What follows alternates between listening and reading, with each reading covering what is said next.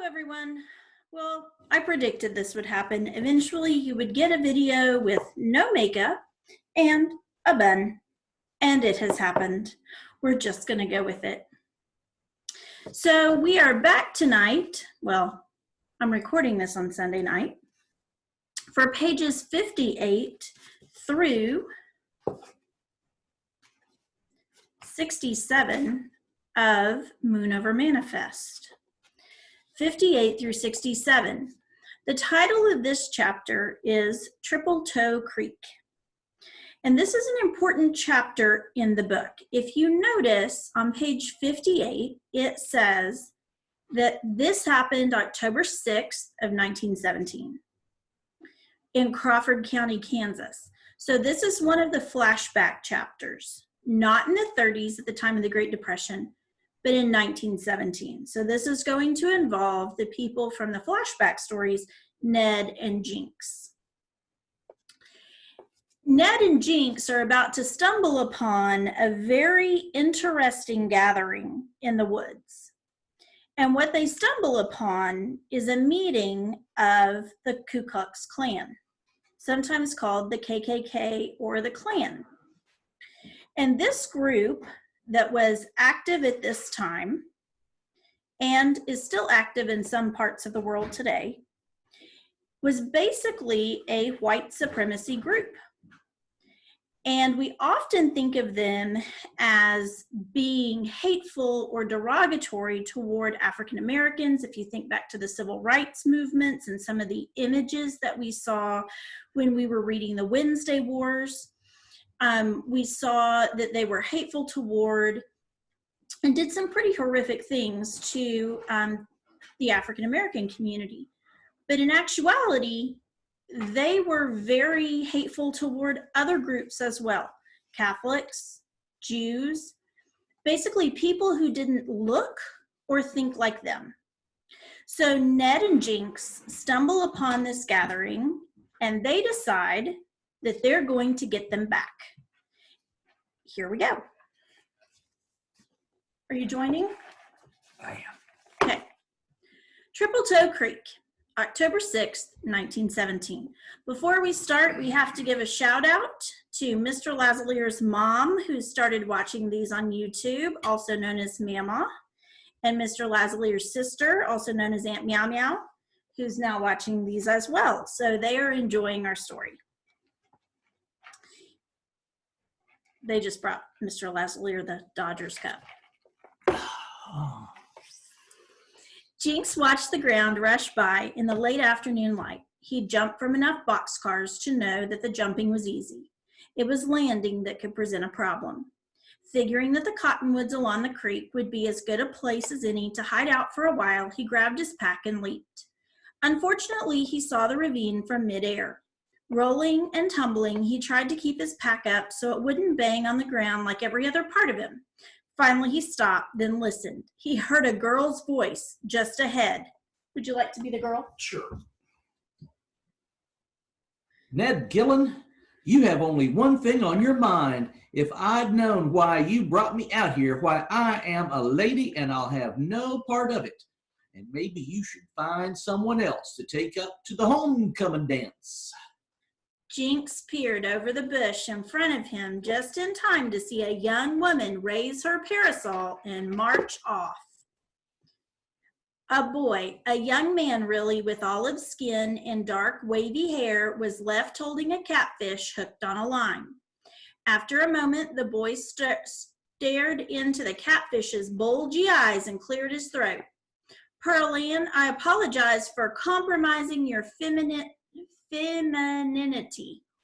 by exposing you to the rugged world of fishing. Would you please reconsider and do me the honor of accompanying me to the homecoming dance? The fish stared back unmoved. Safe to say she was not outdoorsy. Jinx was intrigued by the romantic scene developing before him, but was even more enamored with the catfish wriggling on the hook. He knew he should hop another train to put more distance between him and the events from the night before. Don't know what those are yet. The sound of the sheriff's dogs barking and growling still rang in his ears, but his stomach was the one growling now. Jinx hadn't eaten since the day before and could already smell that catfish sizzling on a spit. You're going, oh wait, no, that's Jinx. You're going to have to do more than, Jinx. No, sweet talk a fish, Jinx said, emerging from the bushes. Ned Gillen spun around and relaxed when he saw that it was just a boy. Is that right? And I suppose you'd know in your, 12 years of experience with women? 13, and it's not what I know, it's what I have. Jinx took a brown bottle, which had miraculously remained unbroken, from his pack. You've got all the right words to go after her, but you can't go smelling like catfish and creek water, can you? Ned sniffed the fish and grimaced. I suppose not. What I have here will solve all your problems. It's a cologne, aftershave, and mouthwash all in one. It comes from the Arctic glacial waters off the coast of Alaska. I got it from a 100-year-old Eskimo medicine man. And where'd you happen to run into a 100-year-old Eskimo? I did some work at the docks in Juneau. At any rate, if it can make a polar bear smell good, just think what it can do for you. Jinx jiggled the bottle. Time is of the essence, my friend. I suppose a little fresher up wouldn't hurt, but something tells me you're not in the business of giving away Arctic glacial water for free. Jinx pursed his lips. I suppose we could make a trade. Say that catfish for this bottle? That is, unless you're getting kind of sweet on her. Ned grinned and unhooked the fish, revealing a green and yellow spotted fishing hook. He held up the lure. It's brand new. They call it a Wiggle King. So colorful it'll catch a blind fish. Anyway, I doubt that concoction is worth the fish and the lure. He handed over the fish and took the bottle. I'll take good care of her, Jinx said as Ned left. The October night was still and mild as Jinx stretched out by the fire in his shorts, his belly full of catfish. He'd rinsed out his clothes earlier to lessen their scent and hung them from a tree to dry. Jinx was exhausted, but knew he should get moving. He'd hop the next train and head wherever it took him. Still, he reasoned it might be a while before the next train came by, and he was close enough to the tracks to listen for the chug of an engine. So he eased himself into the cool creek, letting the dust and grime from there to here wash away. His Uncle Finn had suggested they split up in Joplin. They'd be harder to track if they were separate. Maybe that was the best thing to come out of the whole mess. Even on the run, Jinx felt a sense of freedom, and for the first time, he felt like he could make a fresh start. Still, it was hard to make a fresh start when there was a dead body in your past. It had been an accident, but Finn had said no sheriff would believe that, and his dogs wouldn't care.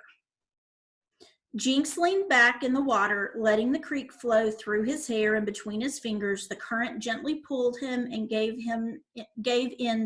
gave in to it.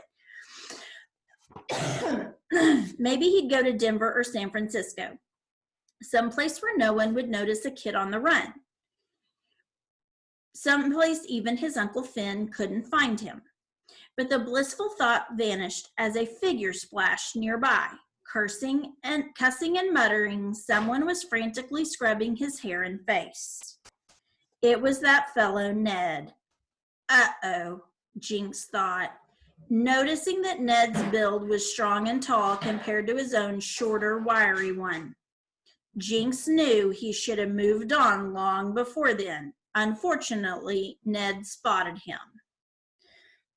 Why, you little Arctic glacial water, you said, makes a polar bear smell good, does it? It smells all right, and I'm sure Pearl Ann would agree.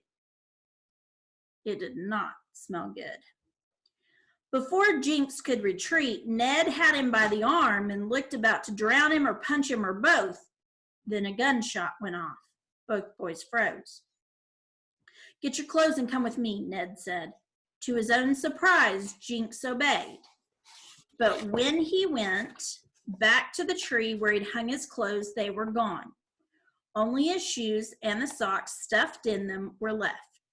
He ran back to catch up with Ned, who was also dressed in dripping shorts and holding only his shoes. They must have taken our clothes, said Ned. Come on. Whoops and hollers filled the night air. Jinx followed Ned about 30 yards up the creek. The two crouched low to the creek bed, still dripping and bare. As they peeked over the bank, Heat from a bonfire struck them like a train. They saw greetings being passed from one man to the next. Hands were shaken and backs were slapped. Everything was brother this and brother that. It could have been a church meeting if not for the white hoods and cloaks. The scene made Jinx shiver. They're using our clothes for kindling, Ned pointed to the bonfire. A hooded figure tossed their shirts into the crackling blaze while another laughed. Why would they want to burn our clothes? They're drunk and they're mean. That's a dangerous combination. Ned pulled Jinx away from the bank. Let's get out of here. Besides, I still have a debt to settle with you. But who are they, and why do they wear sheets and hoods? Jinx whispered. He'd already caught a whiff of Ned's glacial scent and was in no hurry to settle that debt. The so-called glacial water smelled one way in the bottle and a lot different once it hit a person's skin. But usually Jinx was long gone by then. He was running a scam. Ned looked at Jinx like he was born yesterday. Geez, kid, you've been in Alaska too long. They call themselves the Ku Klux Klan, and they hate pretty much everyone who isn't like them. If you have the wrong color, religion, or birthplace, they don't like you. Around here, it's mostly foreigners that they hate. Ned's face flushed with anger. They wear hoods because they don't want anyone to know who they are. Like the one with the crooked arm who threw the clothes on the fire, well, that's Buster Holt. He's a knacker, fella who carts off dead animals. He hates foreigners, but he doesn't mind taking their money to pick up their dead cows and horses. The other one, laughing like a girl, well, that's Elroy Nab. He's one of the bosses at the mine, but if his wife found out he was here drinking and carousing, well, let's just say Mrs. Nab is wicked with a rolling pin. Just then, two other men stepped away from the fire and took off their hoods. Who are those two? Jinx asked, his eyes wide. How come they took their hoods off? Well, the big one's Arthur Devlin. He's the Grand Knight. That's the leader. And he owns the mine. The other one is his pit boss, Lester Burton. Ned answered, his voice charged with anger. Devlin doesn't care who sees him because he doesn't have to answer to anybody. They all answer to him. Round here, whoever owns the mine pretty much owns the town. Everybody has to come crawling to him. His mine, his company store.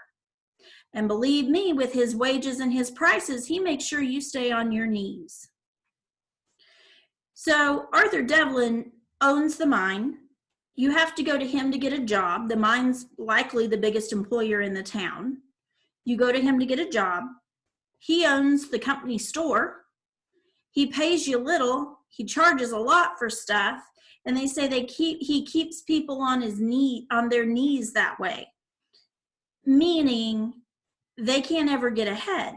They can't ever have enough money to get ahead and set aside some for savings. And that makes him very important and very powerful in the town, almost like they're on their knees worshiping him because they're at his mercy. Ned took a slow breath and whispered, come on, let's get out of here.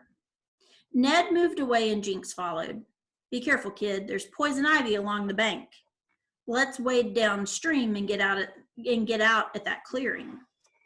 They glided quietly through the shallow water, holding their shoes in the air. Sounds of tree frogs and cicadas filled the still night. Listen, Jinx said, maybe we can work out a deal. Shh, Ned held up his hand. They heard voices several yards ahead. Two men splashed water from the creek onto their faces. Must be 100 degrees up there, big man said, kicking off his shoes. Hotter than Hades, I'll say. The other man agreed, his bald head shining in the moonlight. This ain't much of a rally. I went to one in Arkansas that makes this one look like a marshmallowy roast. Yeah, well, what do you expect from a place that's made up of a bunch of foreigners? They come here and they can't even speak good English. I hear there's enough Irish, French, and Italians around these parts to have us some fun tonight. The big man staggered out of the water. That chili's kicking in. I gotta go see a man about a dog. Had to go to the bathroom. He plopped down on the muddy bank, trying to get his shoes back on. Who's he talking about? Jinx asked. Foreigners, kid, immigrants, people who come from another country. That's most of the people in Manifest. The whole town is made up of immigrants who come here to work the mines. Jinx detected a note of personal injury in Ned's voice. Where are you from? I mean, where are you born? Ned paused before answering. Truth is, kid, I don't know. Darndest thing, right? Seems like a person should know where he was born, where he's from, and who his people are. But I came here on a train when I was real young. Hadley Gillen adopted me, and this is the only home I can remember.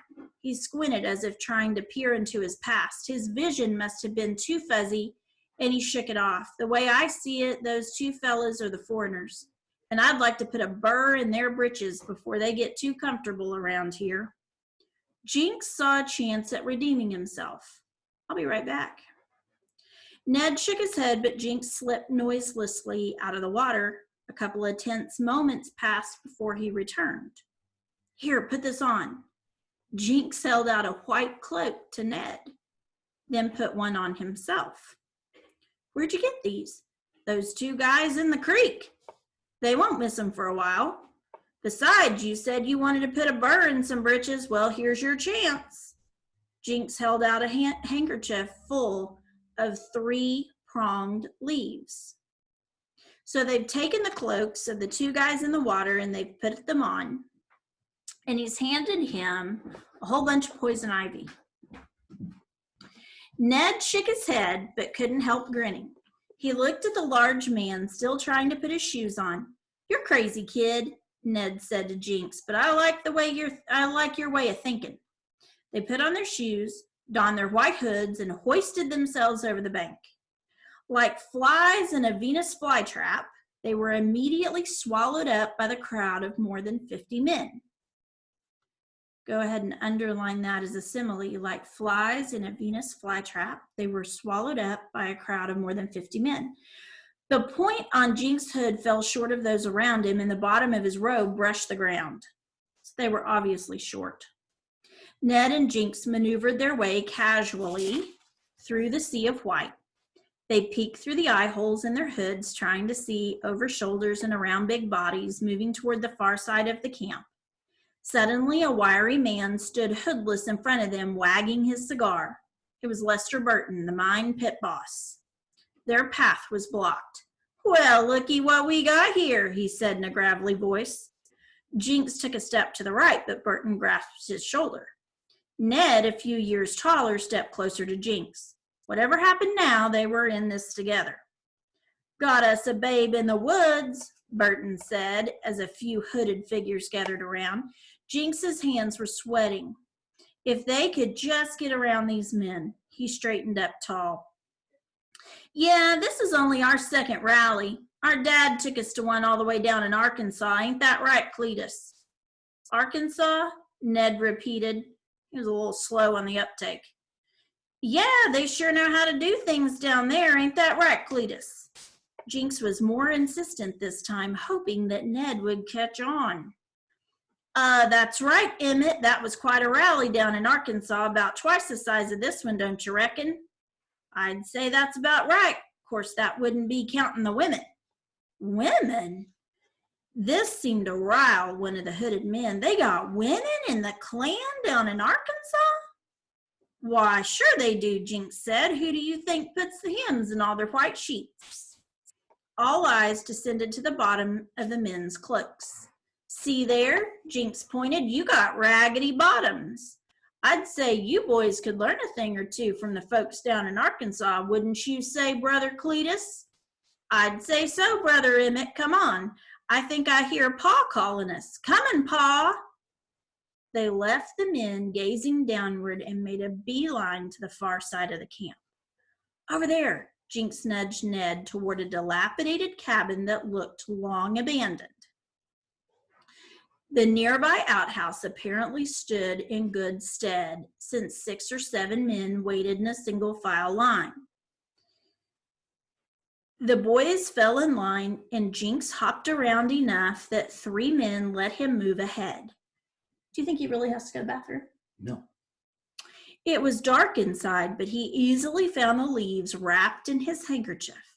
Making appropriate grunts and sighs, pretending to go to the bathroom, Pretending.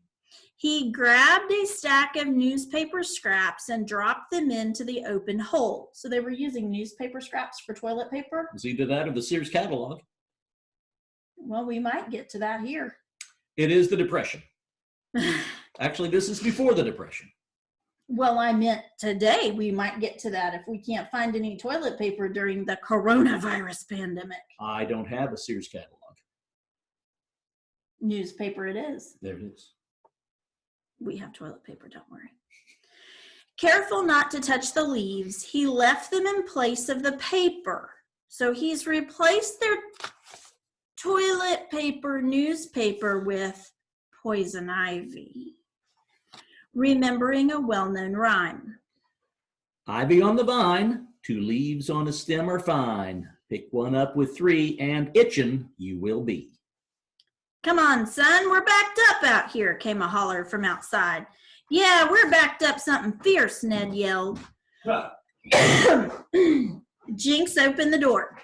I guess leaves'll do in a pinch. But can't you boys afford any newspaper or something? Let's go, Cletus. So they've pretended to be Emmett and Cletus, 2 boys whose dad takes them to Klan rallies, in order to sneak their way to the bathroom. And then they've offended them by saying, all you have to wipe with are leaves. Don't you have any newspaper? Well, of course they had newspaper, but he just put it down the hole of the porta potty or the outhouse like a porta potty. It just has a big hole, and replaced it with leaves. The boys sauntered away, Jinx yelling over his shoulder, they got toilet paper in Arkansas. So, what do you think's going to happen when the rest of the Klan guys go to the bathroom? I don't think that's going to end very well. That won't be pretty. No. Mr. Lazalier has something he's dying to show you. It mentioned cream of wheat in our book. Tonight's chapter brought to you by the Cream of Wheat Cereal Company. If it was good enough for breakfast in the Depression, it, by golly, is good enough for you today. So tell your parents, go get me some cream of wheat. The original flavor, it's even instant now. They didn't have that back in the day, but the Cream of Wheat Company provides a good, wholesome breakfast steaming in a bowl. You'll love it with a little butter and a little sugar and maybe some half and half. Thank you so much for joining us in tonight's reading of Moon Over Manifest. Bye, guys. I'll put the discussion questions on the portal.